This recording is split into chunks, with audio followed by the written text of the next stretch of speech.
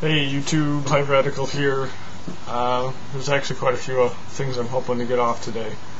This Pericles and Solon of Athens, I believe, are names he's put together for his YouTube moniker. But this youtubee, we've been in several different dialogues, but in my video titled "I Want Your Answer to Questions About Questions and Answers," he jumps in and says, I'll just go ahead and start reading our dialogue. This is periclesolon. I hope I'm pronouncing that right. Periclesolon. He says, "Hi, Socrates said, quote, 'The unexamined life is not worth living.' A later philosopher says, 'The over-examined life is not worth living.' If you don't question, then your life does not belong to you. You will be following a script handed to you. If you question too much for too long, you may never get married or be decisive in serious matters. Should you question the religion you were born into? Or should you just question questioning and question everyone that questions your religion?" Periclesolon. This is my response. I said, "Have you ever thought about the nature of consciousness? Ever read a book titled 'I Am a Strange Loop'? Have you ever thought that your very existence may be a self-referential loop? If you want to get into questioning, then question what you are. Do you know what you are?" Periclesolon answers, "I've thought about these things, but have used different books. The Human Animal by Olson, for example. I believe I and you are higher primates. I'm guessing there's supposed to be an S. Primates who enjoy roughly the same level of consciousness as other apes. Nothing magical. We're just animals that need to get over ourselves." So I asked, how do we get over ourselves? Why do we get over ourselves? To which he responds in 4 parts. He says,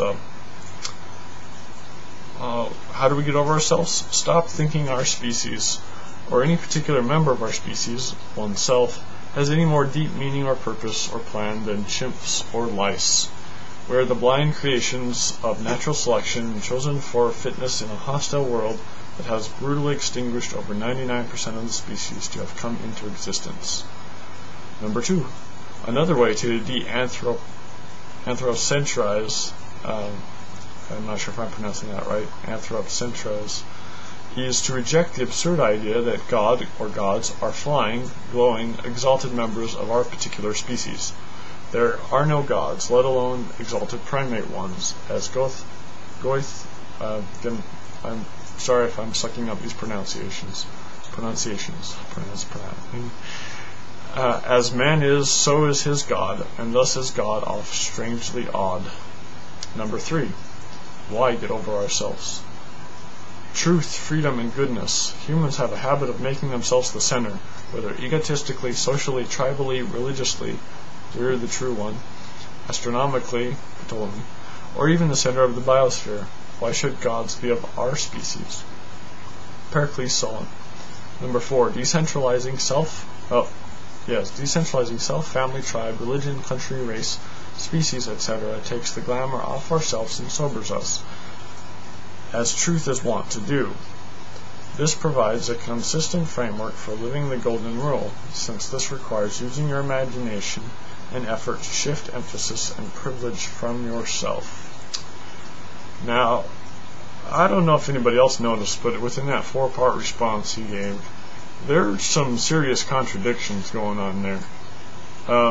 Like really serious contradictions. If we're supposed to get over ourselves, yet we're products of what he titles, the blind creations of natural selection, chosen for our fitness in a hostile world that has brutally extinguished over 99% of the species to have come into existence. But then later on down here he says, but we need to get rid of self, family, tribe, religion, country, race, species, etc. Because those aren't important.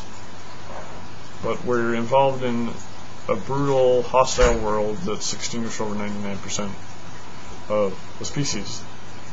Does anybody else see that a problem with that view?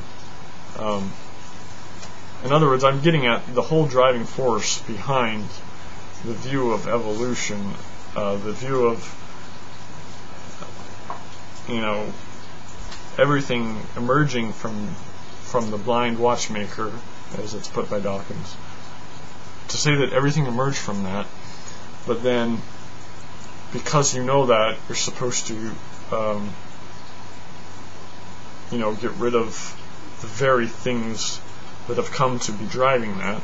I mean, idea of self, family, culture, tribe, nation, ideology.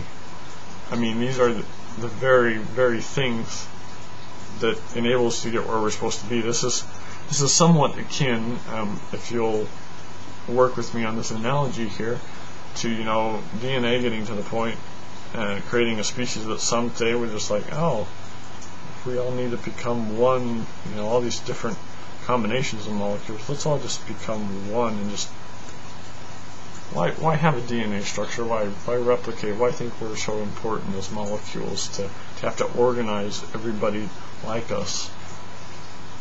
The very idea of existence in life is the drive to continue your line, your lineage. And if there's no distinctions and no drive, then you don't continue on. You just don't. And so I have a hard time seeing, and then he will appeal here to truth, freedom, and goodness. And where does he derive those from? Where does he derive those from at all? Even if you want to get down to some, oh, well, we all have it. Well, where do we all get it from? We get it from the very same things that are driving us to self-preservation, to act as tribes. I mean, cells in an organism are essentially a mass. We as organisms are tribes. We're continuations of ideas that are encoded in DNA. And so this whole idea, oh, well, humans of no more value or as of no more important than this or that or whatever other animate being. Well, you're free to take that channel if you want, but that's like completely turning against everything that got you where you're at now. And it just strikes me as funny. It's just you get this massive creation, they're like, we should all be equal, so let's just decimate everything. We'll all be equal dust floating around. None of us will be more important than anybody else. So we'll all just be one. And that's not goodness. That's not truth or freedom. Truth or freedom, where do you get these periclesolon? Anyway, I look forward to your response.